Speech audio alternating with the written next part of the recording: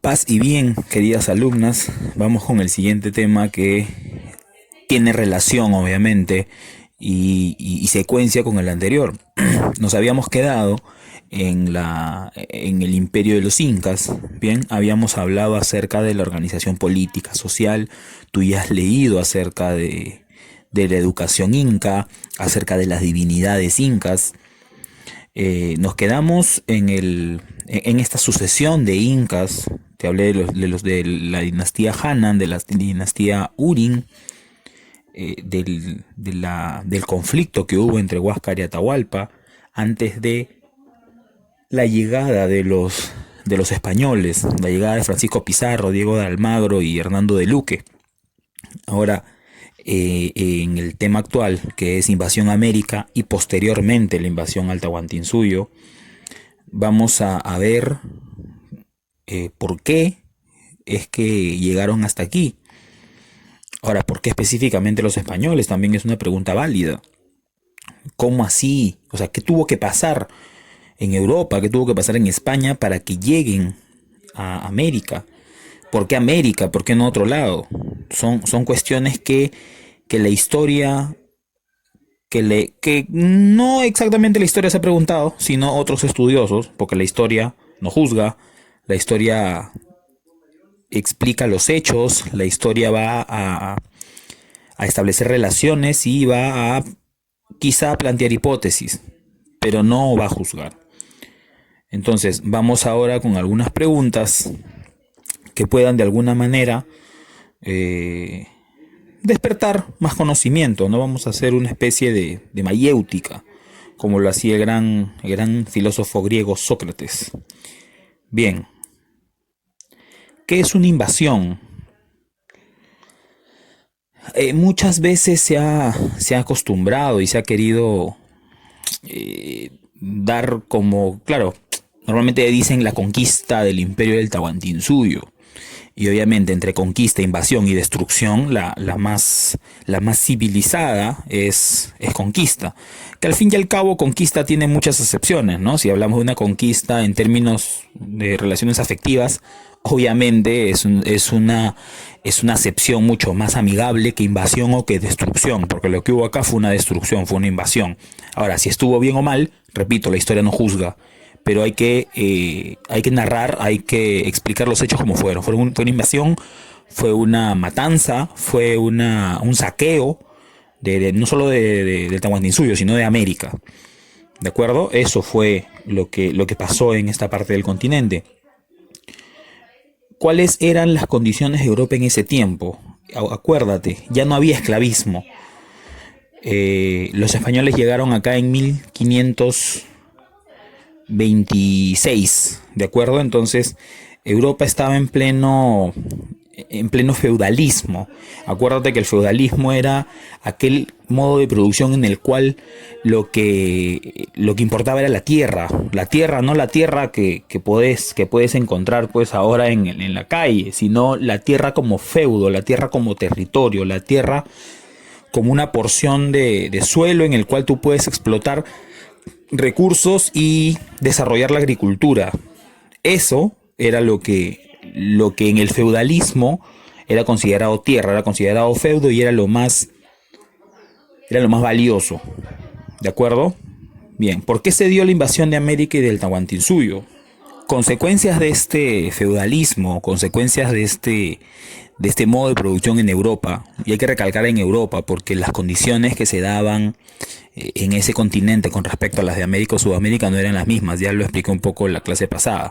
Acuérdate de los términos eurocéntricos que no exactamente se pueden aplicar a los sudamericanos. Italia, Alemania y Francia eran los que gobernaban, no gobernaban, pero los que mandaban en cuanto al mercado europeo, en cuanto a comerciar.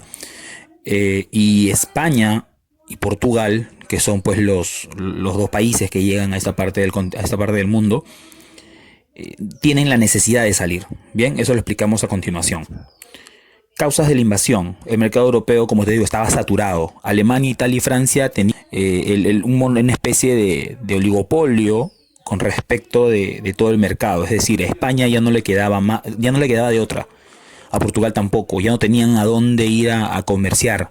a comercializar sus productos, lo que ellos podían vender y comprar. Ahora, sucede también que en ese tiempo hubo una mini era del hielo, le llaman. Es decir, la temperatura bajó demasiado.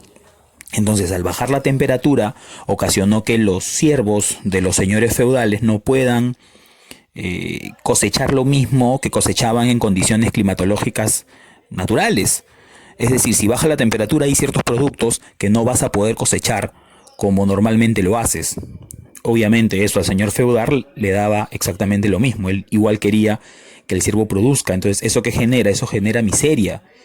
Eso genera desempleo. Ahora hay que agregarle también la peste negra. La imagen que tienes ahí son las imágenes de los que eran los doctores de ese tiempo. Acuérdate que la ciencia en aquel tiempo no estaba como está ahora. No había vacuna para la peste negra. La peste negra, coincidentemente, haciendo una cápite acá para explicar un poco, también surge en China. Surge en China y el país europeo que más golpea es a Italia. En Europa fallecieron 30 millones de personas con respecto de la peste negra. En cuanto a cómo se contagiaba, no se contagiaba de persona a persona, sino por una bacteria que tenían las ratas. En este tiempo, en la Edad Media, en Europa, las condiciones salubres no eran las de ahora. No tenían alcantarillado, no tenían tuberías. Entonces, sus desperdicios y sus heces las tiraban en bolsas en la calle. Entonces, eso genera que a las ratas les crezca esta bacteria que si te infectaba, pues lo que dicen los historiadores es que morías en 5 días. Ahora, los datos no de las muertes van a ser aproximados, porque acuérdate que en ese tiempo no había censos. Entonces, al no haber censos, es más complicado, obviamente, calcular el número de fallecidos. Pero según las aproximaciones son más o menos 30 millones de fallecidos por esta peste negra. A los hidalgos se les despojó de sus tierras, entonces eso genera, aparte que genera empleo para las personas que quedan, porque el hecho de que mueran 30 millones quiere decir que hay 30 millones si todos son adultos, o no, niños también trabajaban en ese tiempo. Se liberaron pues ese puesto laboral en cuanto a los siervos. Bien, seguimos. Por eso es que España crea un proyecto. ¿Para qué? Para hacerse, potencia. Primero unifican el Estado, ¿de acuerdo? Luego expulsan a los moros. ¿Quiénes eran los moros? Los moros eran los árabes. Los árabes habían estado bastantes años en España, recién en 1492, que se da pues voy a poner entre comillas, el descubrimiento de América. España logra expulsar a los moros y ese año también se crea la primera gramática española, la primera gramática de la lengua española. Entonces ese año es importante para España y para todo hispanohablante también. Se promueven los viajes de expedición. ¿Hacia dónde? Hacia las Indias. Ellos ni siquiera conocían América, hacia las Indias. Por eso que le dicen descubrimiento de América, descubrimiento para ellos. Los americanos, los sudamericanos siempre vivimos acá. A nosotros no nos descubrieron. Tú no puedes descubrir algo que ya existe, por eso que lo pongo entre comillas. Descubrimiento de América para ellos no nos conocían. Nosotros sí, siempre vivimos acá. Y ahí se dio pues la capitulación de Santa Fe. ¿Quién firma la capitulación de Santa Fe? Los Reyes Católicos y Cristóbal Colón. ¿Para qué? Para hacer sus viajes de expedición hacia las Indias. Al final Colón no llega, obviamente, y tú ya lo sabes esto por historia, por tus años anteriores, no llega a las Indias. A donde llega él es a América. Gracias a esta capitulación de Santa Fe, Colón firma que tendría el 10% de riquezas de todo lo que él pudiese encontrar, de todo lo que él pudiese traer en oro, plata, en piedras preciosas. Él iba a tener ese 10%. Ese fue el acuerdo con los Reyes Católicos. Ahora vamos a ver los viajes.